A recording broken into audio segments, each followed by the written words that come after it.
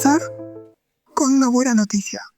Y la buena noticia es que si estáis conectados, estáis viendo este curso, es que el tema de la sexualidad de las personas con discapacidad interesa. No está en el cajón, sino que está encima de la mesa.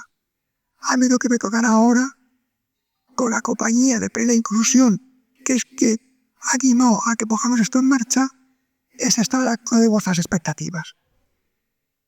El curso lo hemos llamado el tabú a las tareas, y precisamente eso tiene que ver con que el interés ya está por delante. Va a constar de 4 sesiones. La primera lo hemos titulado Que no se pare la pareja, que es un verso de García Lorca, en el que hoy vamos a tratar de, por decirlo de alguna manera, situarnos frente a qué había, qué tengo y hacia dónde debería ir. Luego, las 3 sesiones restantes van a tener un carácter evidentemente más práctico, para que no, igual que en algún momento dado, volver a decir que no basta con la buena voluntad, tampoco basta con tener la cabeza amoblada, no hay que ponerse a la acción. Y este curso, en la medida en que os movilice, será un buen curso. Si solo sirve para escuchar y pasar un rato, el curso no va a pasar de regular. En nuestro ánimo está en que el curso sea bueno. Y empezamos con ese primer capítulo que decíamos que no se acabe la pareja. Y el primer punto tiene que ver quiénes somos. ¿Quiénes somos? ¿Qué traemos en la mochila? La educación sexual no va a depender solo de lo que ellos cuenten, sino de lo que cada uno tenga y crea. Y aquí también quiero empezar con otra buena noticia. No os quejaréis de que estamos siendo optimistas.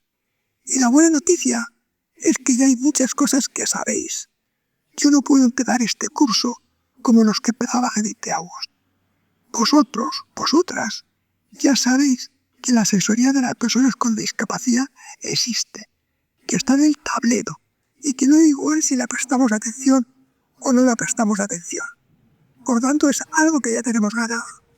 No puedo empezar descubriendo lo que ya conocéis. Y además, no solo conocéis esto, sabéis que lo sexual no se limita a los genitales, no se limita al coito, no se limita a la sexualidad, no se limita a la belleza, no se limita a la reproducción. También sabéis que no es una obligación. Con lo cual insisto que vuestra mochila es una mochila que permite ponerse en marcha.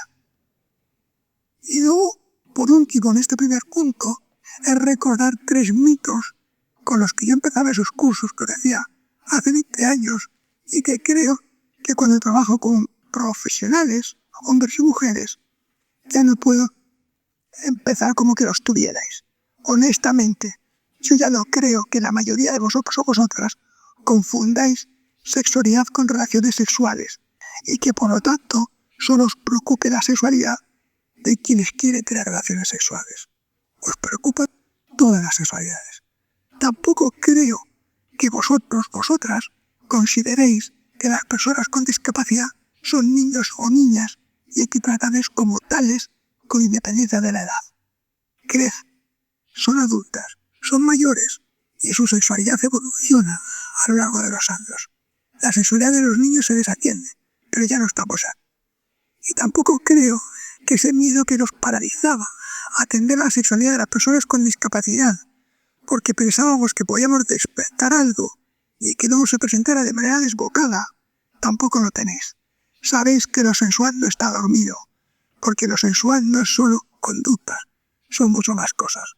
Con lo cual por ahí hay 3 mitos que nos paralizaron y que ya no tenemos. Puede que estos mitos sigan presentes en las familias, en algunas familias. Pero un recordatorio, las familias las llevamos solo 10 o 20 años de ventaja. Hace 10 o 20 años teníamos estos mitos, con lo cual vamos a tratar de cogerles de la mano, acompañarles y ponerlos a su lado. Pero no vamos a exigirles y meterles presa. Pero esto es el curso, así que paciencia.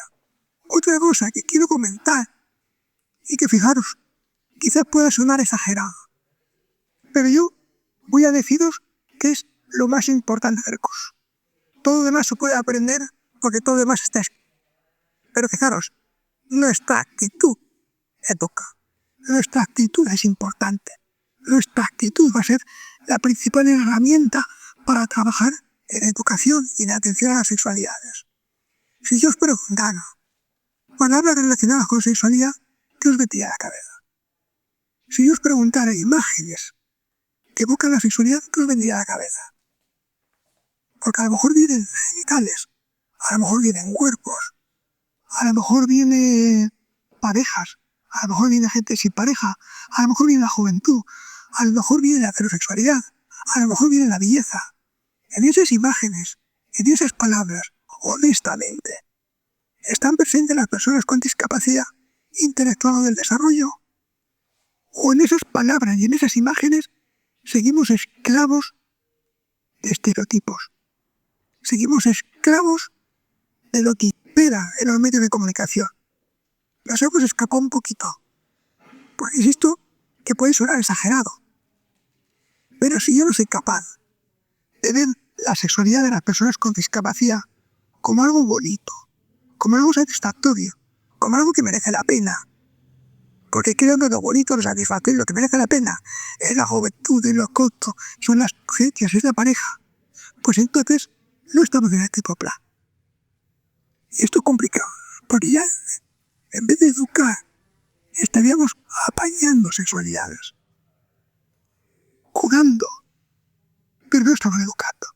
Tenemos que ser capaces de imaginar que una pareja de personas con discapacidad que se besa, que se acaricia, con sus cortezas o como sea, pueden ser felices y eso es bonito. Que un chico, una chica, con trastorno del espectro autista, que se masturba frotándose de una manera que yo nunca lo haría, también puede tener una sexualidad bonita y satisfactoria. Insisto, nos hemos quitado mitos, pero no sé yo si nuestras actitudes van acorde a lo que ya sabemos. Por aquí hay muchas trampas, no solo estar en las profesionales de la discapacidad.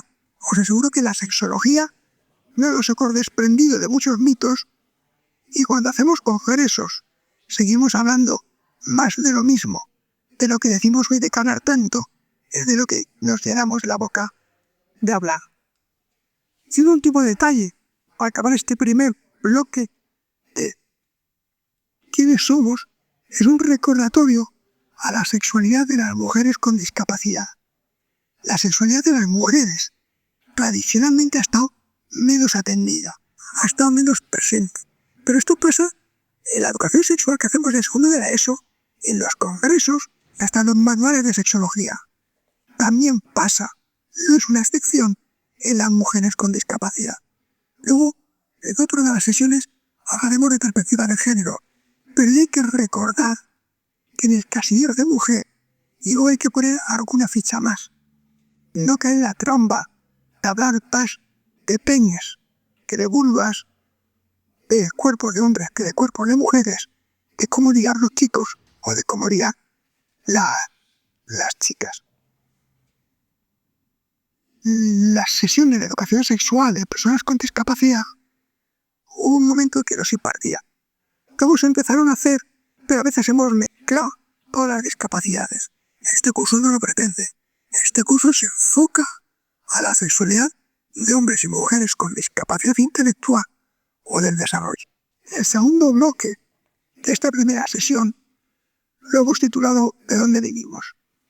Si me permitís, y no os quiero asustar, será que el bloque más teórico. Hablar de qué justifica atender la sexualidad a personas con discapacidad, hablar desde el punto de vista de la sexología, qué es esto de la sexualidad, que tenemos que prestar atención, proponer 3 objetivos y luego finalmente ver que es una tarea compartida. No se trata de dar la tarea únicamente a las personas que asistan a los cursos. El trabajo es compartido. Primer punto. Aspectos legales. ¿Qué justifica que eduquemos y atendemos la sexualidad? Y aquí hubo cuenta de anécdota personal, pero según lo veis compartida por muchos de vosotros o por otras, o por lo menos iba a decir por los más mayores. Cuando empezaba a trabajar el tema de la sexualidad me llamabais de algunas entidades, podía darle un nombre, pues acuerdo exactamente, de plena, para hacernos un proyecto, os aseguro que dedicábamos más páginas a justificar por qué era necesario atender la sexualidad, que luego a la propuesta que la resolvíamos con 3 o 4 páginas. Esto afortunadamente ya no pasa. Además luego hablaremos de que en futuro ha habido un cambio sustancial, pero ya esto ya no pasa. Ya sabemos que hay justificaciones que se resuelven con unas paginitas y luego podemos dedicar el trabajo a la programación. Justificaciones, de momento, os pago 4, pero luego vendrá la quinta. Aspectos legales, cuestiones de derechos, la ley de salud sexual y reproductiva, la Convención por los Derechos a la Sexualidad por las Personas con Discapacidad, todo eso nos genera compromiso. Y todo eso nos debería llevar a que la educación y la atención a la sexualidad en todas sus dimensiones se abra. Aspectos legales, aspectos de ética. Casi todas las entidades nos gusta hablar de la bioética, el principio de beneficencia, de no beneficencia, los derechos, la autodeterminación. Pues si desgranáramos, no lo voy a hacer, cada uno de estos principios nos lleva a que la sexualidad hay que atender. Porque generamos bienestar, porque evitamos situaciones feas, porque damos derechos y porque generamos autonomía. El modelo de calidad de vida de Verdugo y Salo, que lo tenemos grabado a fuego, queremos mejorar la calidad de vida de las personas con discapacidad, pues eso es lo que pretende este mismo curso. Con todo lo que vamos a acordar a lo largo de las 4 sesiones, y hablaremos de bienestar emocional, y bienestar personal, y relaciones personales, y autodeterminación, y derechos e inclusión, todo lo que habla el modelo de calidad de vida, todo eso, esos factores, se van a ver incrementados si contemplamos la dimensión sexual de la persona. Cuando a veces he sido centro, y alguien te dice, Carlos, lo que cuentas es muy interesante, pero es que estamos hasta aquí de trabajo. No podemos más. Si tuviéramos más tiempo, de verdad que haríamos más cosas por la sexualidad. Yo les propongo, no lo hagáis por la sexualidad, hacerlo por la calidad de vida. Atender la sexualidad de las personas con discapacidad no genera más trabajo, genera más coherencia. Si queremos mejorar su calidad de vida, no podemos desprendernos de esta dimensión. No es más trabajo y ojalá que esta sea una de las conclusiones que compartamos al final del curso. El tema, la cuarta, es la percepción de la salud como bienestar. Aquí no me entretengo, pero volveré sobre ello. Una persona con educación sexual es una persona con más bienestar. Recordar que la salud no es solo la ausencia de enfermedad. La salud es bienestar. Lo que vamos a proponer es generar bienestar. Y antes de pasar a lo sexológico, una quinta roja, que no es lo del posicionamiento que os contaré después. Fijaos, todo esto es verdad, pero hay otra razón muy poderosa. Si cuando estamos hablando de otras sexualidades no nos planteamos tantas justificaciones, ¿por qué nos tenemos que plantear tanta justificación para personas con discapacidad? Cuando hablamos de hacer educación sexual en institutos, no nos planteamos tantas justificaciones. Cuando hablamos de hacer educación sexual con otros hijos e hijas, no nos planteamos tantas justificaciones. Ni siquiera para que atiendan la mía me planteo tantas justificaciones. La lógica nos diría que la sexualidad de las personas con discapacidad no es menos importante que la de los institutos, la de los otros hijos o la de.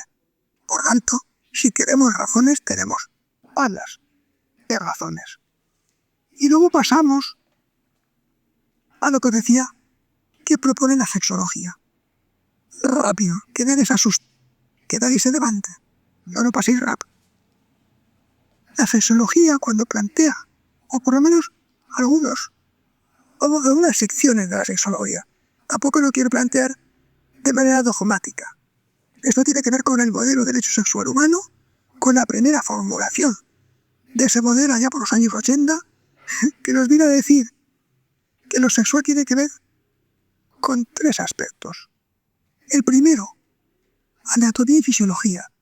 La sexualidad tiene que ver con cómo soy, mis genitales, mi cuerpo, otros genitales que no son míos, otros cuerpos que no son míos. La respuesta sexual, el desarrollo corporal, la menopausia, todo. Y además he entendido en plural. Ni todos los genitales de hombre son iguales, todos los genitales de mujer son iguales, ni todos los cuerpos de las mujeres son iguales. Incluso hay mezclas. Yo me voy a entretener, pero sí que es importante tener conciencia de que todos los hombres y mujeres tienen su peculiar proceso de sexuación. Las personas con discapacidad también. Y ojo, aquí que nos toca aceptar y reconocer los distintos procesos de sexuación. No juzgar a los cuerpos y a los genitales como mejor hechos o peor hechos. Si algo nos cuenta la sexología, es que somos únicos y peculiares. No nos dice que somos mejores o peores. Nos dice que somos únicos y peculiares. La sexualidad tiene que ver con cómo somos, estructuras, anatomía y fisiología. Pero no solo anatomía y fisiología. La sexualidad también tiene que ver con vivencias. Esto ya no es tan objetivo. Y tiene que ver con la identidad sexual y la orientación del deseo. Me siento hombre, me siento mujer, me siento persona no binaria, me siento preferentemente homosexual, preferentemente heterosexual, bisexual, asexual. Esto ya no es gratis. La anatomía fisiológica te la regala. Pero esto ya tiene que ver también con el entorno. ¿Qué mensajes estamos recibiendo por parte del entorno, de la sociedad, de la familia, de los centros educativos, sobre qué significa ser hombre, qué significa ser mujer? Y todo eso, ¿cómo lo digo yo? Me siento a gusto de cómo me siento como hombre, me siento a gusto cómo me siento como mujer, como homosexual, como heterosexual. Esto es más complejo. Y iremos a ello. Pero ahora, igual que antes os decía que tocaba aceptar y reconocer los distintos procesos de sexuación, aquí os cuento que como profesionales del ámbito de la discapacidad contribuimos a que la gente viva su identidad y su orientación de una determinada manera. Ofrecemos modelos plurales de cómo han de ser los hombres o cómo han de ser las mujeres, de tal manera que todos se sientan incluidos. Ofrecemos modelos estrechos, ligados a estereotipos, de tal manera que habrá algún hombre con discapacidad que no se sienta hombre, o alguna mujer con discapacidad que no se sienta mujer. Les tratamos a todos, a todas, como si fueran a ser heterosexuales, de tal manera que dejamos algunas orientaciones en el armario. Bueno, primera reflexión, volveremos sobre ella. Somos estructuras, nos vivimos, vivencias, identidad y orientación, y el tercer registro, del que evidentemente también vamos ahora, tiene que ver con la expresión. Y la expresión se traduce en deseos, pero también se traduce en conductas. Y hay gente que se masturba, y hay gente que se coge de la mano, gente que se besa, y hay gente que se acaricia. También hay gente que no se masturba, también hay gente que no se coge de la mano, también hay gente que no se acaricia, ni que expresan esos portales con otros u otras sí. Ese plural de conductas y deseos nos remite al plural de los cuerpos y al plural de las identidades. Y es importante que este curso, igual que tiene que atender todos los cuerpos, todas las identidades, también se ocupe de todas las expresiones, de todas las personas con independencia de su impresión. Os cuento porque yo mismo, durante tiempo, caí en la trampa de prestar más atención a quien se masturbaba que a quien no lo hacía, a quien preguntaba y a quien no lo hacía, como si esas sexualidades que se expresan en conductas fueran más importantes. La sexualidad de personas que no manifiestan interés me importa, interpela y también tenemos que ocuparnos de ella. Concluyo. Estos tres registros nos abocan al plural. Muchas formas de ser, muchas formas de vivirse y muchas formas de expresarse. Por eso, si os tropezáis con alguno de mis textos, veréis que siempre hablo de educación de las sexualidades, que es una forma de ir a ese plural que debería estar en la base de todo lo acá. Aspectos legales, sexología, objetivos. Ellos de proponer 3 objetivos que los engancho, y por eso os ofrecí ese modelo, porque los engancho de cada uno de esos 3 registros. me vais a permitir que presuma de los objetivos, porque yo los escribí hace tiempo y fijaros, lo considero como una de mis aportaciones a la sexología. Luego cuento otra que me gusta más, pero esta sería una de ellas. Y esos 3 objetivos que van a valer para todas las sexualidades, aquí nos vamos a enfocar a las personas con discapacidad. El primer objetivo, yo decía, tenemos cuerpos, tenemos genitales y convivimos con otros cuerpos y otros genitales. Un objetivo razonable es contribuir a que la persona con discapacidad aprenda a conocerse, saber más cosas de cómo es y cómo funciona, entender sus genitales, entender su cuerpo, entender su desarrollo corporal, entender por qué su cuerpo no es igual que de otros hombres, o por qué no es igual que de las mujeres, y con las mujeres exactamente igual, que entienda sus genitales, sus menstruaciones, su desarrollo corporal, y que entienda por qué su cuerpo es igual de otras mujeres, o por qué es distinta de otros hombres. Cuanto más sepan, mejor. Y esto no es tan complicado como parece. Segundo objetivo, aprender a aceptarse. Este sí es el complicado. Fijaros, se trataría de que la persona con discapacidad, que se siente o siente su identidad de una determinada manera y que siente su orientación de una determinada manera, sienta el digno que quiera ser tenido. Quiero que se quiera, quiero que se acepte, quiero que esté contenta de cómo es. Este objetivo es más complicado.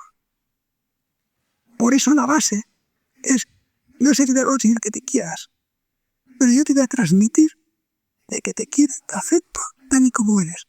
Y eso va a implicar actuar en consecuencia. Por ejemplo, no te puedo infantilizar, porque vale, si te infantilizo, no te estoy aceptando y respetando como eres, porque ya eres adolescente, ya eres joven, ya eres persona adulta. Quiere más derivadas, pero recordad que vamos a tener una sesión para este objetivo. Pero sí me voy a permitir poner o asumir la dificultad de esta, fijaros. Trabajando en consulta con hombres y mujeres con discapacidad, yo recuerdo que venía una chica a preguntar un día qué era el clítoris. Y bueno, pues tú se lo explicas. Y dices, y si con palabras no es suficiente, pues hasta al lado de dibujo. Y si con palabras y dibujo no es suficiente, pues entonces le enseño fotos. Incluso si las fotos son suficientes, un modelo anatómico. Pero más o menos, en una tarde, en un rato, una chica que no sabía lo que era el clítoris, es probable que salga sabiendo o aproximándose a saber cómo es el clítoris. Imagínate esa chica con una consulta posterior. No me siento mujer porque no despierto deseo. ¿Qué hago yo con las palabras? ¿Qué hago yo con los dibujos? ¿Con las fotos? ¿Con los modelos anatómicos? Poca cosa. Porque aunque lo hablemos, aunque le hable de modelos, y aunque me dé la razón en el despacho, en cuanto salga del despacho y la marquesina del autobús, encienda la tele, vean modelos, probablemente se vuelva a ser descubrida. Por eso quiero decir que a veces nos parece complicado que la gente aprenda, y eso no es complicado. Que la gente siquiera es un peligro, es complicado. Ni siquiera yo, que os tengo que proponer, que propongáis, que la gente siquiera, estoy convencido de quererme cuando me miro al espejo. Y el tercer objetivo refiere a lo que llamamos antes a la expresión. Tenemos cuerpo, genitales, los conocemos, tenemos identidad y orientación, los queremos, nos aceptamos, tenemos conductas, o a lo mejor no. Pero el objetivo tiene que ser el bienestar. No se me pasa por la cabeza ofreceros que el objetivo sea conseguir que la gente se masturbe o conseguir que la gente tenga con. Sí que os voy a proponer que si alguien se masturba, hombre o mujer, vamos a intentar que lo haga de la manera que le genere satisfacción y bienestar. Y si alguien tiene coitos, hombre o mujer, le genere bienestar. Pero si alguien no se masturba, que también esté feliz. Todas las sexualidades, todas las expresiones de la sexualidad tienen que acabar el saco de la satisfacción, el bienestar. Es algo más que tener orgasmos o que eyacula. Ahora que pone masturbación, pero ya os anticipo, cuando una persona se quiere masturbar, ya vemos para que lo pueda hacer en el dormitorio, en el acto, en la intimidad, no es para que no molesta, es para que le genere bienestar. Porque también puede acabar en el dormitorio y hacerlo como si fuera algo prohibido. Y ahí la palabra bienestar no. El objetivo es el bienestar, no que eyaculen en privado. Pero insisto, por eso también tenemos otra sesión. Un último recordatorio es que estos objetivos que yo propongo hoy para personas con discapacidad, cuando hablo con las familias, les digo, son los últimos objetivos para la hasta de hijos. Aquí ya no la veremos, igual ahí sí arremangarse un poquito más. Son los mismos objetivos para un aula, para un despacho, en educación infantil, en educación secundaria, para gente con pareja, gente sin pareja, gente con creencias religiosas, que en el colectivo LGTBI. Son los mismos objetivos para mí. Yo para mí y para mi sexualidad quiero conocerme más, quiero aceptarme más y quiero absorber mi erótica de manera que me genere satisfacción. Para acabar este bloque, él decía, ¿quiénes somos? ¿De dónde venimos? La propuesta es el trabajo compartido. Y aquí os cuento una historia, porque a mí me gustaría que este curso sirva para esto. Fijaros, vale, es una historia ambigua. Yo se la escuché a un psicólogo, a Ashred, de la escuela de Palo Alto, y hablaba de que un cabellero, alguien que creaba cabellos, dejará en herencia 17 camellos a sus 3 hijos. Os anticipo, los camellos son la negocia sexual. Pero dice, el mayor, que coja la mitad. El segundo, la tercera parte. Y el tercero, la novena parte. Claro, repartir 17, la mitad complicada, la tercera parte complicada, la novena parte complicada. Y ahí estaban los 3 hijos, los profesionales de la discapacidad, las familias, el personal sanitario o el personal aliado. Y yo fiqué por ahí diciendo, ¿cómo cojo yo mi parte? Bueno, pues este curso lo que pretende es aportar un camello más. En el cuento, Vanity decía, llegaba un viajante. Aquí no hay viajante, es el curso. ¿Qué os pasa? Queremos repartir la educación sexual entre todos los agentes sociales. Bueno, pues siempre 17 camellos. Tuviéramos 18. Los y las profesionales podéis coger la mitad que os corresponde. 9.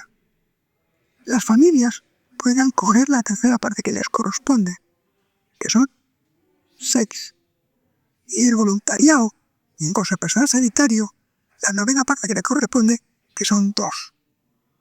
Nosotros acortamos para que para que los agentes sociales cojan el papel que les corresponde. Pero insisto, el trabajo es compartido. Con esto también quiero decir que hacer este curso no significa daros toda la responsabilidad, pero sí proponeros que oís la parte que os corresponde. Y ahora vamos con la tercera parte, o el tercer bloque de esta primera sesión, el que hemos llamado ¿a dónde vamos? Y esto ya nos hace pisar el terreno de qué vamos a hacer con los hombres y mujeres con discapacidad.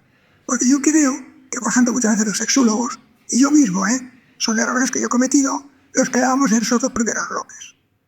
Hablábamos de mitos, de estereotipos, ofrecíamos un modelo sexológico más o menos redondo, donde todo el mundo pudiera caber, ofrecíamos unos objetivos razonablemente inclusivos, y luego ahí los íbamos. Y decíamos, ahí lo tenéis.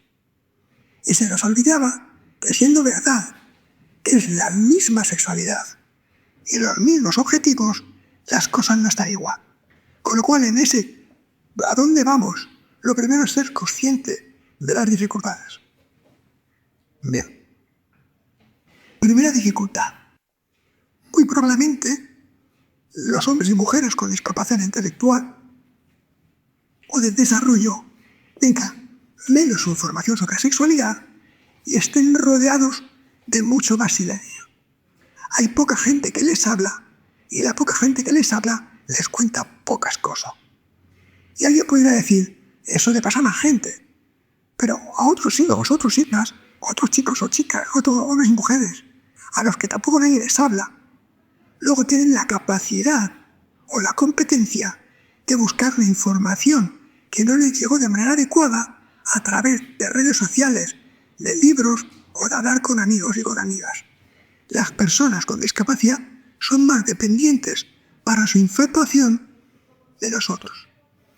No vale la excusa de que no pregunta, porque hay muchas cosas que no nos han preguntado que se las hemos contado, porque sabíamos que eran importantes la superior. Tampoco vale la excusa de que no lo entendería. Hay muchas cosas que no lo entienden a la primera y se lo hemos explicado a la segunda, a la tercera o a la cuarta, con pictogramas, con otro sistema de comunicación, pero hemos puesto en tecno. No hablamos solo de lo que nos pregunta y tampoco hablamos solo de lo que no entienden a la primera. Por lo tanto, con lo sexual no deberíamos hacer una excepción. Es verdad que esto no solo pasa en el ámbito de la discapacidad. Los propios sexólogos vamos a hacer más educación sexual a los institutos que a los centros de educación especial. Con lo cual no vamos donde más nos necesita, sino vamos donde precisamente resulta más fácil. Por lo tanto, en vez de eliminar desigualdades, a veces pudiera parecer que las estamos generando. Insisto, para que no parezca que los errores están solo. Es decir, que esto es comunitario. Esto no debería afectar a todos y todas. Menos información, más silencio. Otro enredo, otra dificultad añadida para el logro de objetivos. Menos desarrollo personal y más sobreprotección. Sabemos que es imprescindible que una persona pueda desarrollar sus competencias. Sienta que sienta que se le valora, sienta que llega a lo máximo que puede llegar. Y si no a lo máximo, a lo mucho en lo que puede llegar. Y ahí necesita que haya gente al lado que le anime a aprender, que le anime a tomar decisiones y que le ponga en valor todas las cosas que decide. ¿Qué pasa con hombres y mujeres con discapacidad? Y aquí aparece una palabra, sobreprotección. Y la palabra sobreprotección se lleva mal con el desarrollo personal y por lo tanto se va a llevar muy mal con la educación sexual. Si no permitimos que decida sobre la ropa, sobre el peinado, sobre la película, sobre por dónde paseamos, cómo van a aprender a decidir sobre besos, sobre caricias, sobre masturbación, sobre eróticas compartidas. La palabra sobreprotección se lleva muy mal con la educación sexual. También es sobreprotección permitir que hagan lo que quieran, por no discutir. Y hay veces que por no oírles, les dejamos que se hagan con la suya. Eso tampoco viene muy bien para la educación sexual. Porque si interiorizan ese protocolo, me salgo con la mía cuando quieran un beso cara, cuando quieren una caricia cara. Bueno, menos desarrollo personal, más supremacía. Y aquí recuerdo una frase, por lo menos para mí, de mi admirado David Boyce, que decía, no me quieras tanto y quiéreme mejor. Y aquí se trata de eso. Es decir, no se trata de dejar de querer, sino de querer mejor, de manera que contribuyamos a la calidad de vida. Más silencio, más sobreprotección, y aquí aparece más soledad. Porque lo que hay menos es desarrollo social. Y fijaros, queremos hablar de sexualidad. Y las relaciones sexuales, a veces primero hay que tener relaciones de pareja. Y para tener relaciones de pareja hay que aprender a tener amigos y amigas. Y cuando empezamos a pensar cuál es la red social que tienen algunas personas con discapacidad, y que hemos dado cuenta que es su casa, la ruta del autobús y el centro. Y del centro a la ruta y al autobús y a su casa. Y de su casa al autobús y al centro. Y los sábados y los domingos a pasear con su padre, con su madre, con su familia del brazo por unas calles peatonales. Recordamos que todos nosotros, todas nosotras, hemos aprendido a relacionarnos con nuestros iguales en entornos desestructurados, no en el aula, no delante de tu padre o de tu madre. Has aprendido a relacionarte con tus iguales en la calle, en el patio, o hasta en el portal, por ensayo y error, donde has dicho y de otro te han corregido. Si tú tienes esos entornos donde aprender a relacionarse, aprender a opinar, a aceptar otras opiniones, a aprender a proponer, para aprender a consensuar. Sin ese aprendizaje va a ser difícil que podamos hablar después. Vamos a hablar de parejas o de nada por el estilo, ¿vale?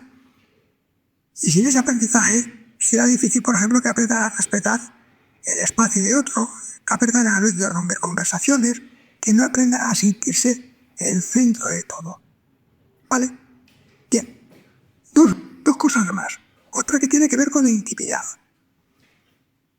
Y las personas con discapacidad tienen menos intimidad porque tienen más vigilancia. Ya llevamos 4, menos información, menos desarrollo personal, menos desarrollo social y menos intimidad. Y la intimidad es importante para ellos, para ellas, para mí y para cualquiera que estéis escuchando esto. Y no solo para lo sexual, evidentemente para lo sexual. Si uno pone en memoria escenas de su vida erótica que considera satisfactorias, muy probablemente la mayoría de ellas se hayan dado el espacio de intimidad. Y si resulta que no tuvo intimidad, ¿qué hubiera pasado con todo eso? Si la persona con discapacidad no tiene intimidad, porque las vigilamos siempre,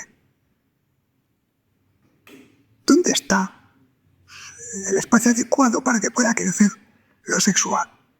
Todo su espacio se convirtió en público. ¿No suena bien? El gran hermano no nos gusta, porque el gran hermano consiste en quitar a la gente la intimidad para que le pete la cabeza. Y hay veces que las personas con discapacidad, en casa les vigilamos, en la ruta les vigilamos, en el patio les vigilamos, en los centros les vigilamos. Y ojo, no estoy diciendo quitar la vigilancia. Estoy diciendo poner encima de la mesa la necesidad de vigilar, de proteger, pero poner también encima de la mesa la necesidad de intimidad. Y vamos a ver cómo lo conjugamos. Y entre una puerta cerrada y una puerta abierta puede haber puertas con pestillo. Puede haber puertas encornadas. Puede haber puertas entornadas. La intimidad hace falta.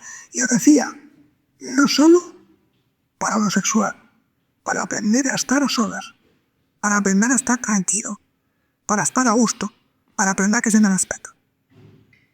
Bien.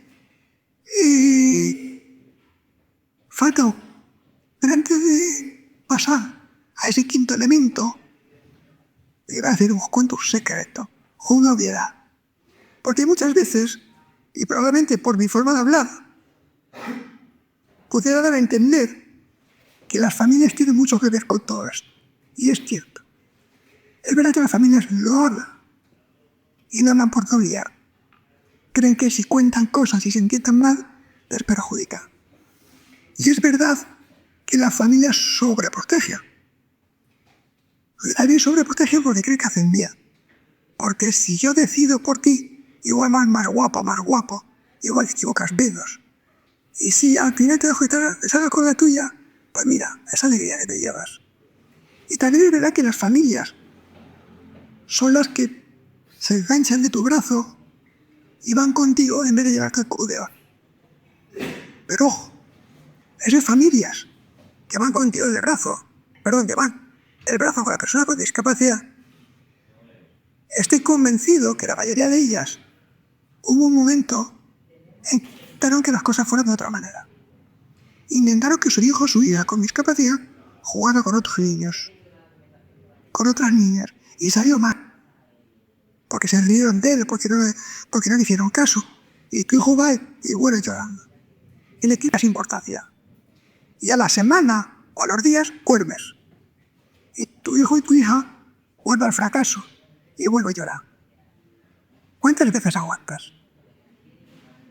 Y claro que esas familias hubieran querido que su hijo o su hija compartirá espacios con otros niños y con niñas. Le ha salido mal. Y a partir de entonces, ¿qué hace? Te vienes con nosotros. Y mientras estés con nosotros, nadie se va a meter contigo. ¿Sí? No es que quieran fastidiar, ni quieran enredar. Quieren proteger y quieren que su hijo o su hija se haga. Y ojo, esto no le sale gratis. Porque mientras que nosotros vemos, y desde aquí vemos, el chico o la chica con discapacidad podría estar con sus iguales. Desde aquí podríamos ver que ese padre o esa madre también podría estar con sus iguales. Y no estar siempre con el gorro de padre o madre de persona con discapacidad. Está perdiendo también. No gana en esta jugada.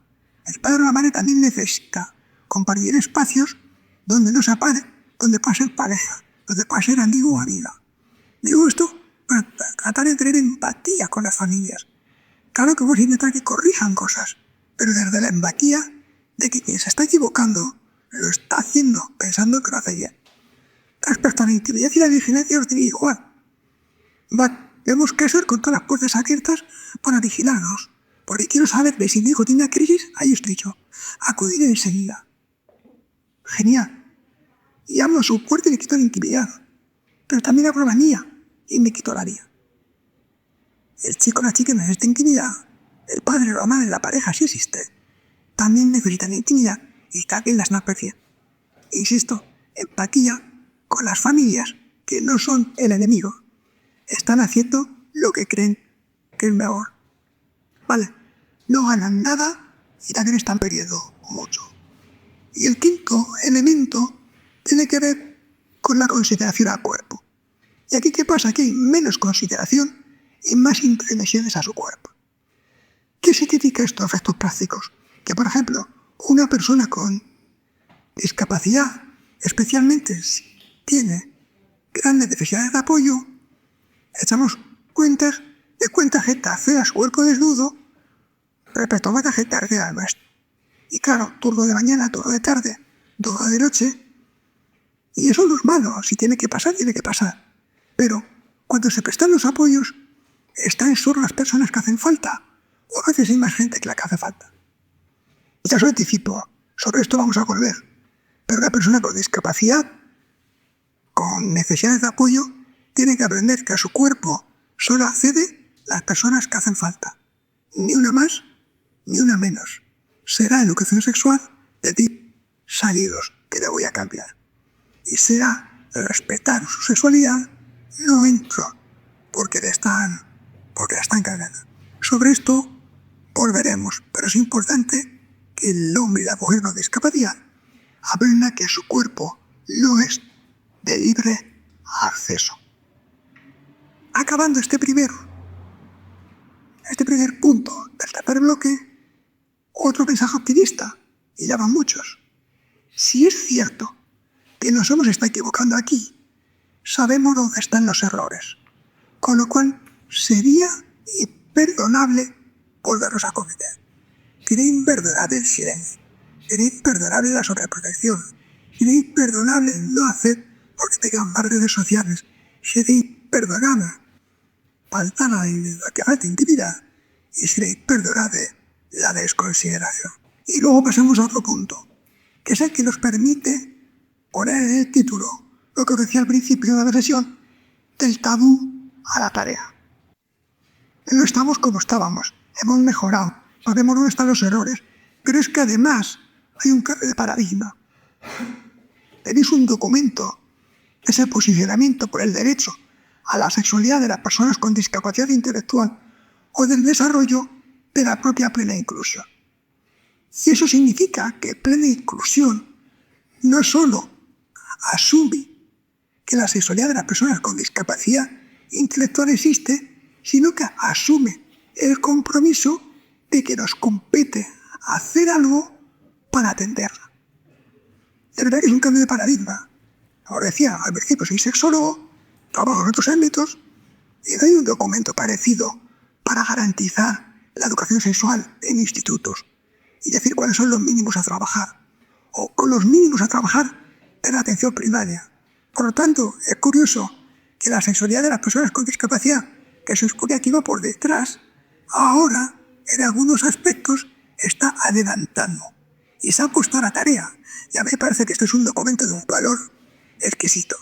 Antes os decía de mis logros, el yo haber colaborado, el de haber escrito ese posicionamiento, un posicionamiento participado por muchas entidades y por otros profesionales, pero que yo está en la cocina, a mí me hace francamente feliz. Y probablemente lo conocía. Logros, no sé si los objetivos, desde luego. En ese posicionamiento se reparten tareas, volvemos a lo de tarea compartida, y hay que poner fichas en muchos casilleros. Las personas con discapacidad, claro, hay que hacer algo. Y ahora lo comentaremos. Con los y las profesionales también. De hecho, este curso forma parte de eso. Con las familias también. Con las entidades y con las organizaciones. Pero también con la sociedad. Os pongo de tarea. Pero si sudo, esta vez es fácil a eso. Es algo que os va a merecer mucho la pena. Bien. Y en ese posicionamiento van a aparecer unos mínimos que van a estar presentes en las próximas sesiones y que van a encajar con esos 3 objetivos de conocerse, aceptarse y la satisfacción. No estamos haciendo cosas distintas, todo encaja. Y para trabajar con las personas con discapacidad intelectual, decimos, para poder hablar de asistencia sexual, de relaciones sexuales, de maternidad, de paternidad, vamos a hacer los cimientos. Vamos a empezar por la base. No vamos a buscar atajos. ¿Por dónde habría que empezar? Y aquí aparecen, insisto, los mínimos que va a ser la línea argumental de lo que vengan las sesiones siguientes. Información y educación sexual, y intimidad, consideración hacia el cuerpo y el pudor, autonomía y autodeterminación, igualdad de género y orientación sexual, relaciones personales, apoyos necesarios y perspectiva de género. Nos lleva a ir acabando a que si sumamos todo esto, el horizonte al que nos sumamos es el horizonte de toda educación sexual. Insisto, la idea es que nos tengamos la conciencia de que hacemos algo ajeno. Estamos trabajando por los mismos objetivos, con la misma sexualidad, eso sí, con más dificultades, pero también tenemos más apoyos. Por una educación sexual, que es como debe ser, porque si no, no podría llamarse educación sexual. Lo hablamos cuando el posicionamiento y lo decíamos, la educación sexual debe ser integral, que abarca todas las dimensiones de la persona. Debe ser feminista, en el sentido de que debemos hacer la misma educación sexual, no solo a hombres y mujeres, sino para que hombres y mujeres vivan en clave de igualdad.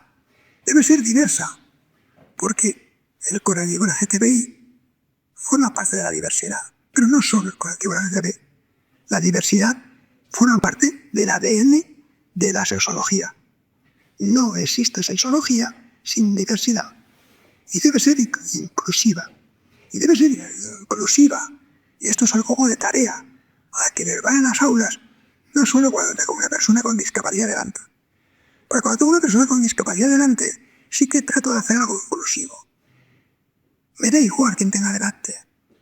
Todos los chicos y chicas que están en el aula deben aprender que la sexualidad de las personas con discapacidad existe en la misma división, en el mismo terreno de juego que el resto. Ni más ni menos. Esto es importante. ¿Vale? Si faltan alguno de estos puntos, en el aula, en vuestros centros, en donde sea, yo no lo llamaría educación sexual. Conclusiones. Estamos acabando. No empezamos. Ya hemos empezado. Vuestra actitud educa. Insisto, soy pesado. Es lo más importante. Ver con ojos bonitos la sexualidad de las personas con discapacidad. No voy con desdendencia, sino aprender a verlo con una sexualidad bonita. Tratar de ser coherentes. No basta con saber que la sexualidad es grande, sino luego transmitir que es verdad. Pero bueno, para eso también, insisto, quedan las sesiones siguientes. Recordad, lo sexual tiene que ver con cómo soy, con cómo me vivo, con cómo me expreso. Y por eso hablo de aprender a conocerse, aprender a aceptarse y a llevar una vida erótica satisfactoria. Pero asumo que precisamente porque trabajo con personas con discapacidad hay dificultades y por eso toca arremangarse un poquito más. Porque hay más silencio, porque hay más sobreprotección, porque hay más soledad, porque hay más vigilancia y menos intimidad. Y porque a veces hay más invasiones y menos consideración. No obstante, el mensaje tiene que ser optimista. Tiene que ser optimista. Sabemos dónde están los errores y además ahora tenemos hasta un posicionamiento de la propia preclusión que nos da amparo. La tarea es compartida, no nos echamos todo sobre nuestra única mochila y luego caminamos a esa educación sexual integral, feminista, diversa e inclusiva. Y ya por último, para cerrar esta primera sesión, que decíamos que no se acabe de manera, no sé si lo dije, y si lo repito no pasa nada, ese es un verso de Federico García Lorca que nunca sobra, con lo cual, bienvenido. En último quiero decir que puesto que los objetivos aplican a todo el mundo, también nos aplica. Así que de aquí a la próxima sesión, yo os animo a que trabajéis para que vosotros y vosotras os conozcáis más, que no os va a venir mal, tratéis de aceptaros más, que tampoco os va a perjudicar, y por supuesto que vuestra vida erótica esté rodeada de mucha satisfacción y mucho bienestar. No vaya a ser que al poneros a cultivar los jardines de la sexualidad de las personas con discapacidad descuidéis los vuestros y hasta ahí podíamos ya.